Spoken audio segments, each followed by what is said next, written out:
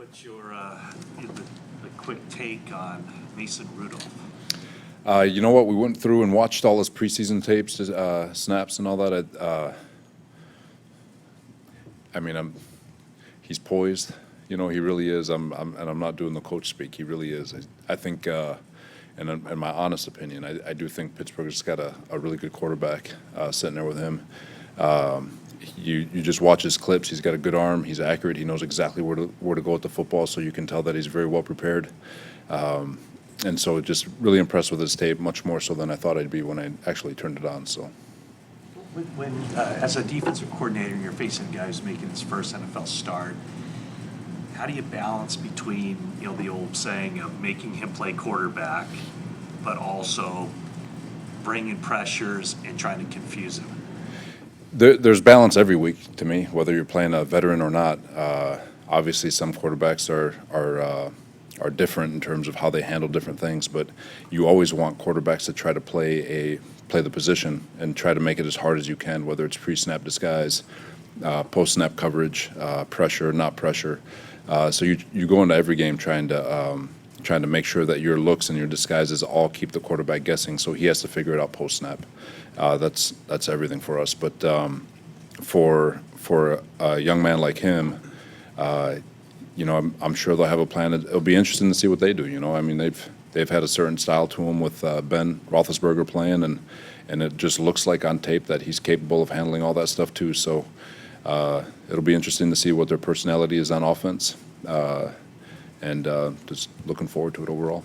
What has Kwon Alexander shown you, just I guess over the last game and maybe last couple of weeks, that he's so far along that maybe you can do more stuff defensively than maybe you figured you could at this point?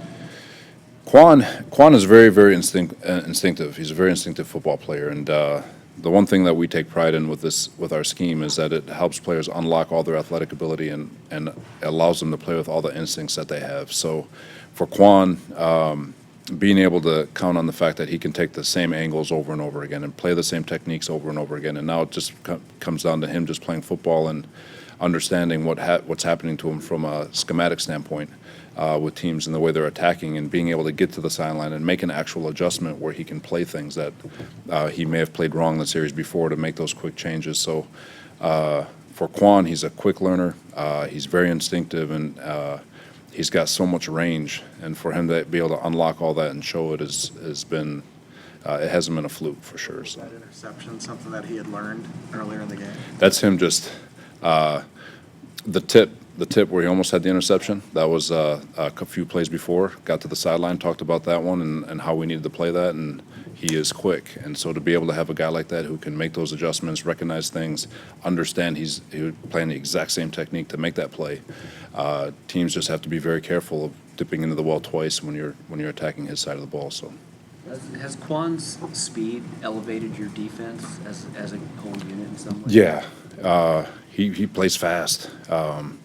Part of that is because he's very instinctive. So when he sees it, he triggers, and there's no hesitation. So the jet sweep would be a perfect example of him utilizing his speed, where a year ago that may have turned up for 9-10 yards. That thing turned up. Fred did a great job turning it back. Quan Williams did a great job turning it back. And when you have a guy running with all that speed and lack of there's no hesitation, you can keep it inside a 5-yard gain. And now we feel good about where we are with regards to down and distance. So he's pretty fast. So. What stood out to you about Eric Armstead so far this year? I'm not really surprised by the way he's playing. I think he's doing a really, really nice job.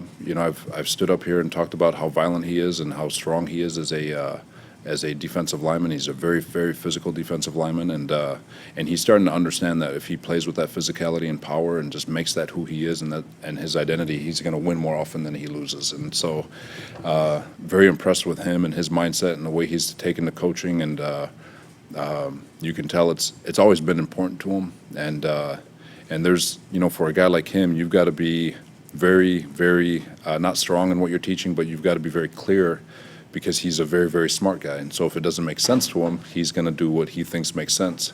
So to Kaserik's credit, there's no gray area in the way they teach, and because of it, you're seeing his play take another step. And so as long as he can maintain that trajectory, I feel like he should have a really nice year.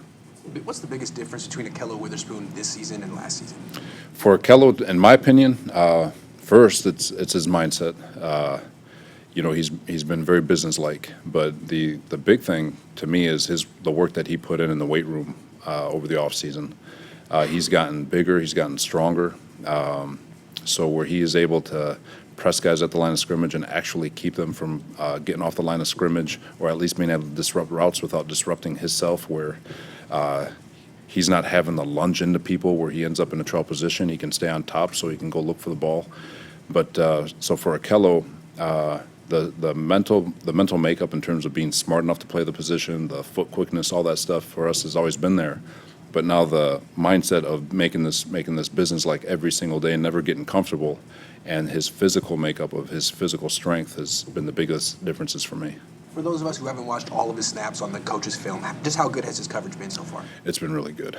It has been. There's things that he can get better on, but he's been challenged constantly in the first two games. Teams are trying him, and I wish to God he would have gotten that pick six, because you keep showing that you can get the ball as a corner, and teams are going to have to look another way.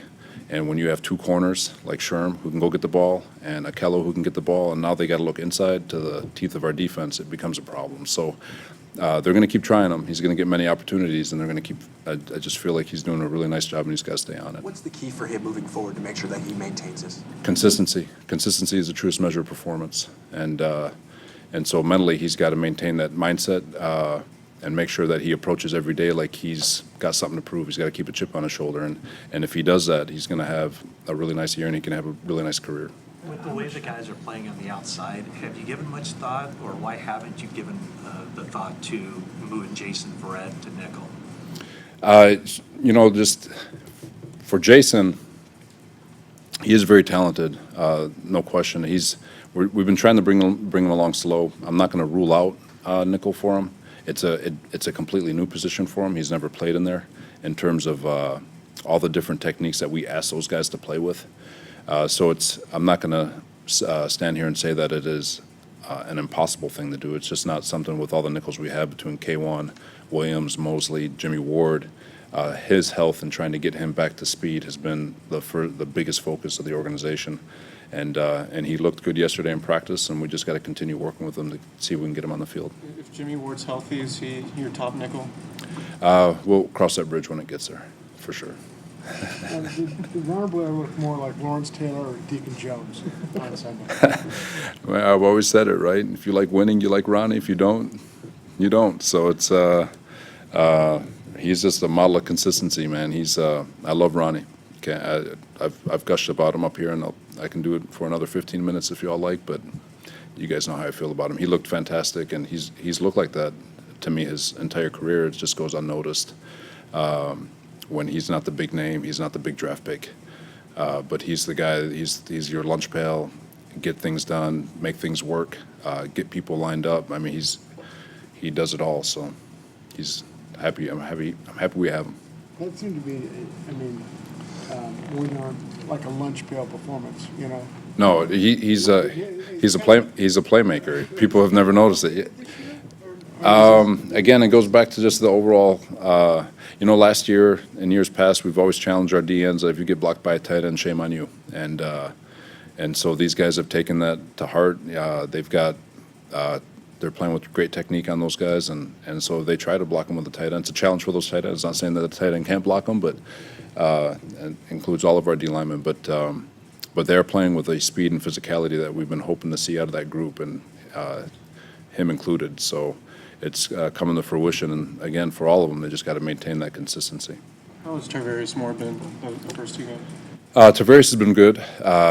Anytime you're, to me, he's a rookie at the position because of the, even if he was playing corner, just the fact that he's on the football field. Just whenever you're a young guy, he's had some really nice plays. He's had a couple of plays that he knows that he wishes he could have back, but he's still getting better. He's still progressing the right way. So we've got to continue working with him, coaching our butt off with him, and putting him in position to make plays.